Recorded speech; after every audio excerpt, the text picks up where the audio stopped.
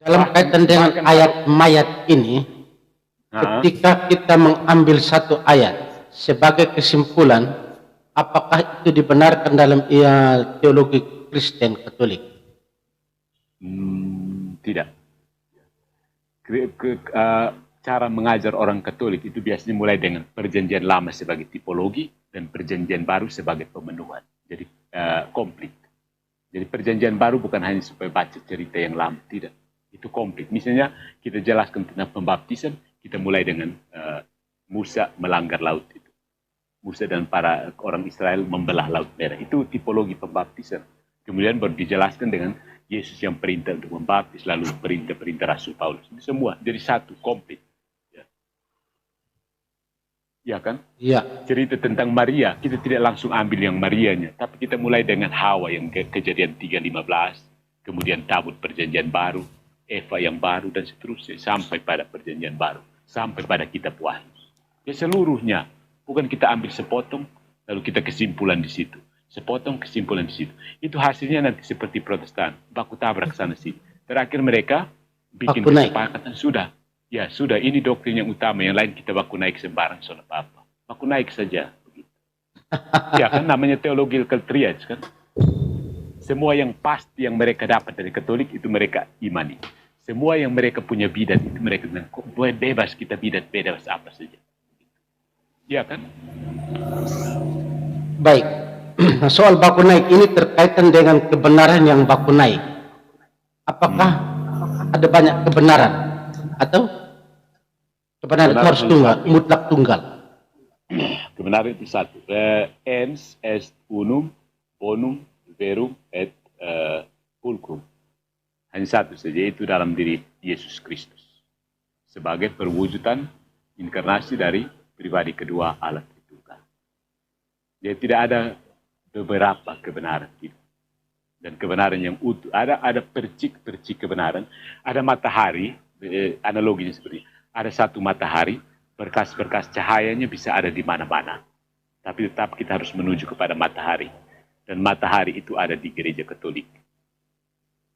Mau terima atau mau tolak, jungkir balik di situ. Orang Katolik selalu peduli. Karena memang mataharinya ada di gereja Katolik. You dapat panas sepotong, oke. You dapat berkas sinar sepotong, oke. Tapi itu semua Katolik punya. Ya kan? You percaya Tritunggal, itu ajaran Katolik. You percaya Yesus itu Tuhan, itu ajaran Katolik. You percaya Maria itu perawan, itu ajaran Katolik. Saya bilang tidak. Baik, dalam kaitan dengan ajaran itu Protestantisme, menurut Roma, kira-kira ajaran apa yang dibawa lurus-lurus oleh Martin Luther dalam pengajarannya terhadap Protestantisme, yang diambil lurus-lurus dari Katolik, misalnya Tritunggal, Trinitas, atau apalagi mungkin Roma bisa jelaskan. Ya.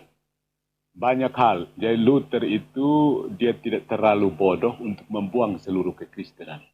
Dia berani buang semua, orang semua akan ikut dia. Jadi harus pandai-pandai memilah mana yang kira-kira orang Katolik masih bisa terima. Kalau dia ini.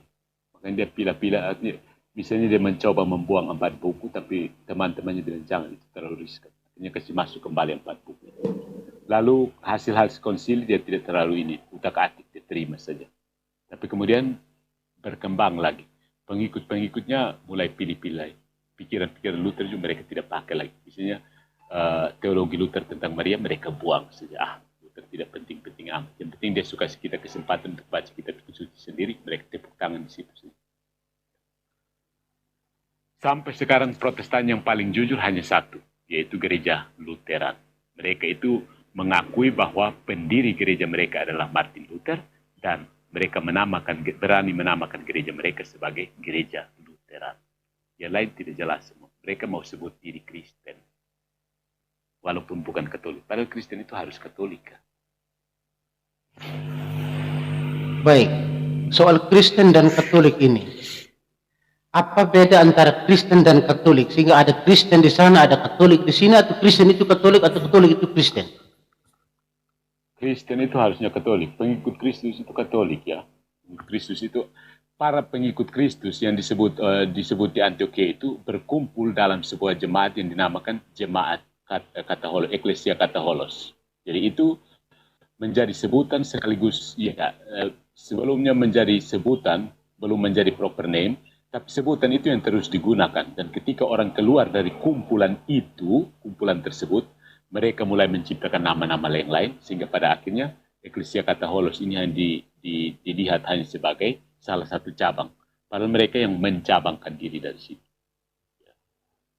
Jadi Kristen itu, the General Assembly of the Christian people is the Catholic Church. Perkumpulan dari orang-orang Kristen ini disebut gereja Katolik.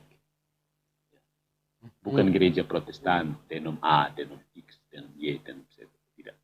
Baik, soal denom ini, bagaimana pendapat Romo dengan adanya banyak ini denom-denom ini? Itu karena apa? Itu kesempatan untuk mengajarkan heresi-heresi mereka. Apa yang mereka pikirkan tentang Yesus itu yang mau diajarkan kepada orang lain. Jadi siapa mau terima itu heresi, ya mereka kumpul jadi satu denom baru. Mau heresi baru, kumpul buat denom baru.